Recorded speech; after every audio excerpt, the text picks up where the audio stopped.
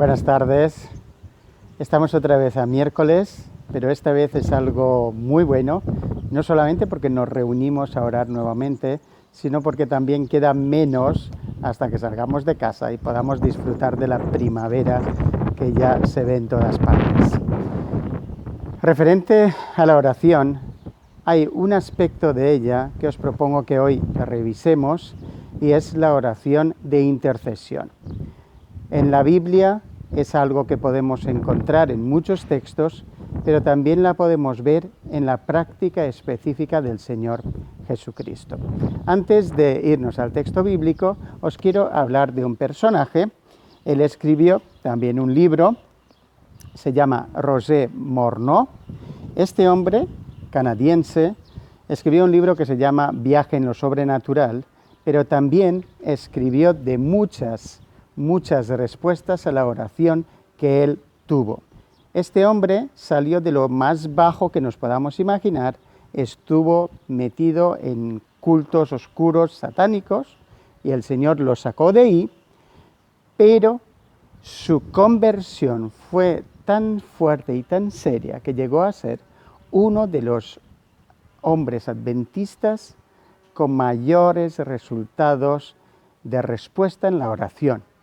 Pues este hombre recibía respuestas a la oración de todos los ámbitos que os podáis imaginar, en cuestiones de salud, en cuestiones de familia, en cuestiones de negocios, en todo tipo de oraciones que os podáis imaginar. Él en su libro pone ejemplos de respuestas. Me llamó la atención un caso.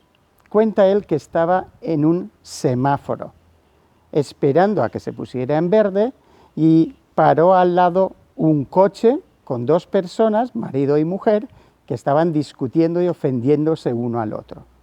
Entonces él oró por ellos y pidió al Señor que actuase en la vida de ellos.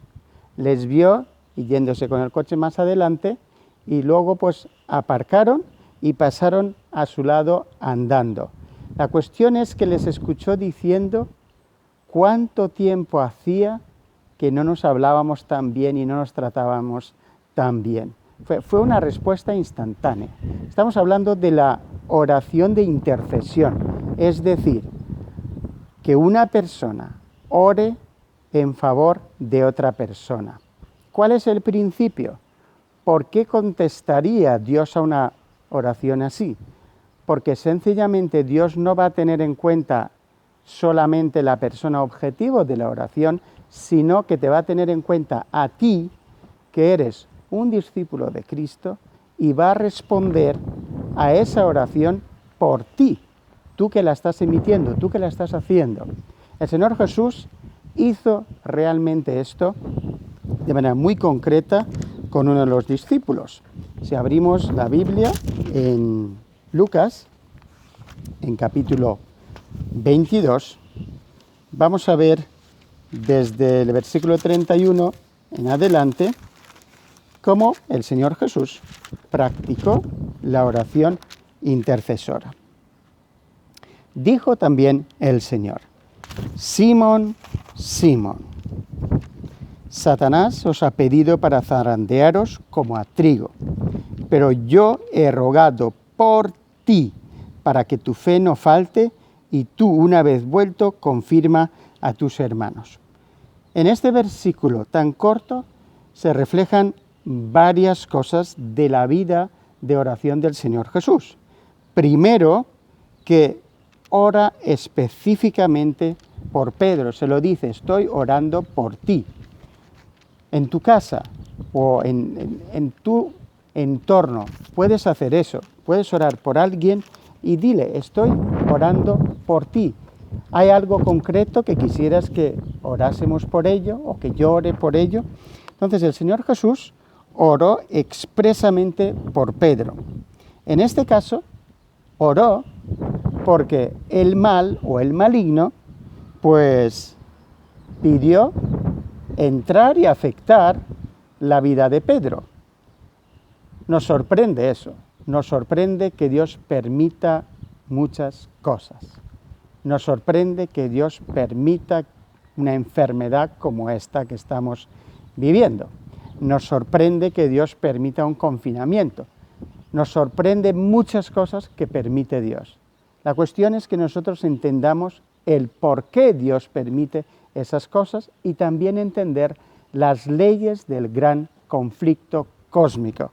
Dentro del conflicto cósmico, la oración intercesora tiene un valor extraordinario. En el caso de Pedro, ¿qué es lo que hizo que Pedro tuviese la victoria en su vida desde el punto de vista espiritual? Pues el aporte principal es de parte del propio Jesús, que ora expresamente por él en dos cosas concretas, y es que su fe no falte y además, una vez vuelto, que confirme a sus hermanos. Estas palabras creo que fueron de gran ánimo para Pedro, porque sencillamente ya se estaba diciendo que esa respuesta iba a ser respondida y además Pedro seguiría estando en la fe y iba a tener la victoria sobre el enemigo. Sin embargo, el estar de Pedro es muy diferente a la percepción que Cristo tenía de él. Así que Pedro, versículo 33, contesta: Señor, estoy dispuesto a ir contigo no solo a la cárcel, sino también a la muerte. Y él le dijo: Pedro, te digo que el gallo no cantará hoy antes que tú niegues 3 veces que me conoces. Hay una gran diferencia entre el estado de uno, que uno mismo se lo percibe, y el estado real espiritual de esa persona. Por ello, es tan importante que oremos unos por otros. Es tan importante que practiquemos la oración intercesora.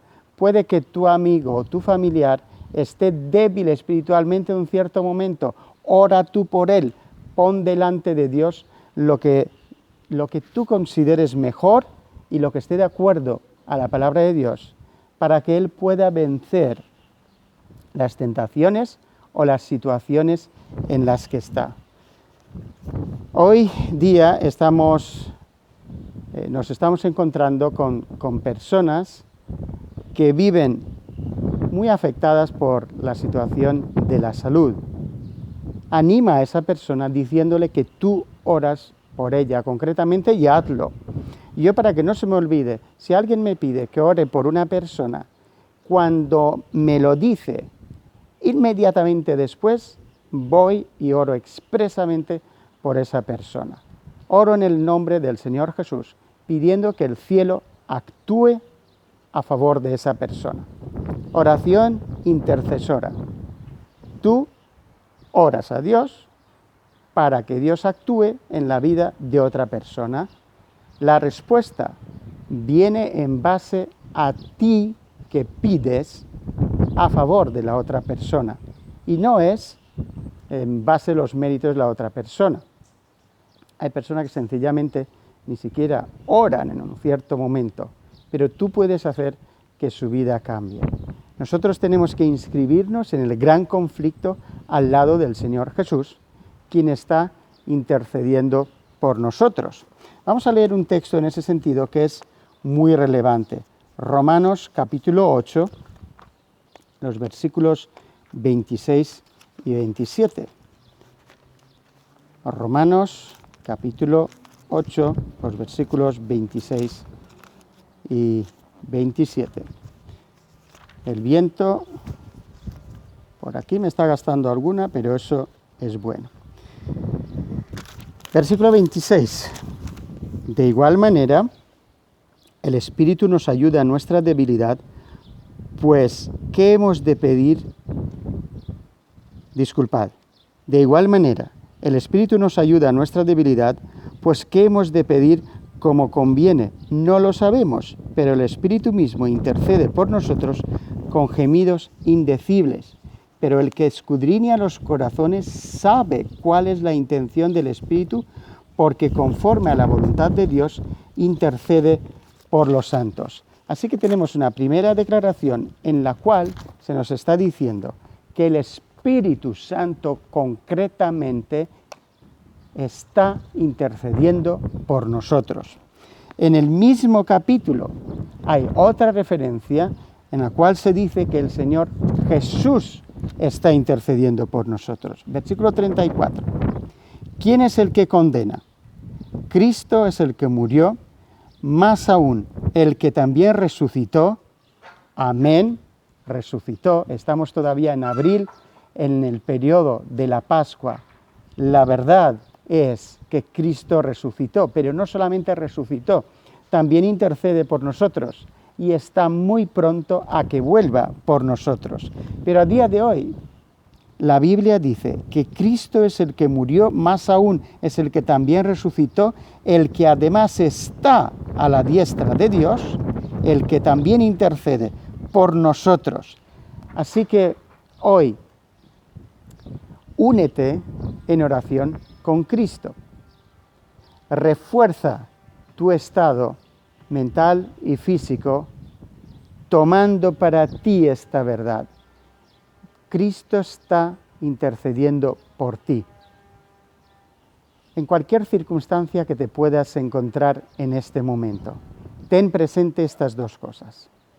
El Espíritu de Dios conoce tu situación e intercede delante de Dios. El Señor Jesús personalmente, estando a la diestra del Padre, intercede por ti.